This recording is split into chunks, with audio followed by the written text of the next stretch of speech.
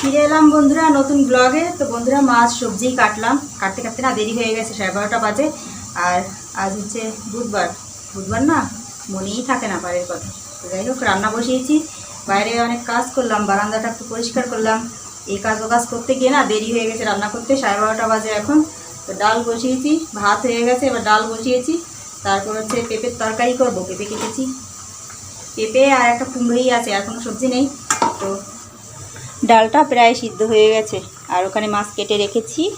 আর এটা সবজি পেঁপের তরকারি করছি। ঘরে পাখাটা চলছে, ঝাড়পোছ করে গরম লেগে গেছিলো, তাই বসে বাতাস নিচ্ছিলাম। আর বন্ধুরা এতক্ষণ এই বাইরেই পরিষ্কার করা হলো।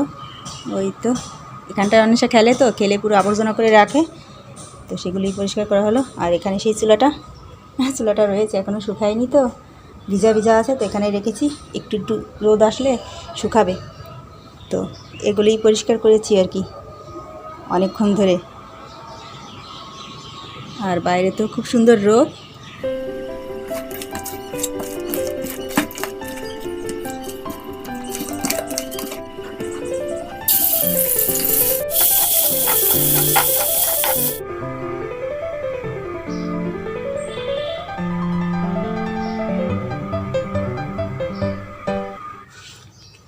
রান্না করে বন্ধুরা হাত মুখ ধুয়ে এলাম, এখন 1:40। তো অনেশের বাবাও চলে আসবে, খুব তাড়াতাড়ি রান্না করলাম, অনেকটা তাড়াতাড়ি রান্না করেছি। তো রান্না করা হয়ে গেছে। দুঃখের বিষয় কারেন্ট নেই, এসে ভালো মতো খেতে পারবে না গরমে। এলো নাকি? ওই তো চলে এসছে অনেশের বাবা। আসো, কারেন্ট নাই, হ্যাঁ আসো। এবার গরমে গরমে খাও। গরম মানে কি অস্থির প্রতিদিন গরম। লাঞ্চের সময় কারেন্ট থাকে না, লাঞ্চের সময় হলেই কারেন্ট নিয়ে নেয়। না আমি একটা টেনশনে তাই যে কারেন্ট না থাকলে তোমার হাত ফাঁকা আছে। বসে বসে বাতাস করবো ওকে। চলো খাও, বাতাস করি, গরম খুব। এই তো বাতাস, এরকম বাতাস আসলে তো হয়, বাতাস নেই একটু, মাঝে মাঝে একটু একটু বাতাস আসে। তো আমাদের এরকম এখন গরমে গরমে খেতে হবে। কখন কারেন্ট আসবে? গেছে কতক্ষণ? এখন কি এই কিছুক্ষণ, অনেকক্ষণ না, ঠিক লাঞ্চের সময় 1:30 বাজে তখনই।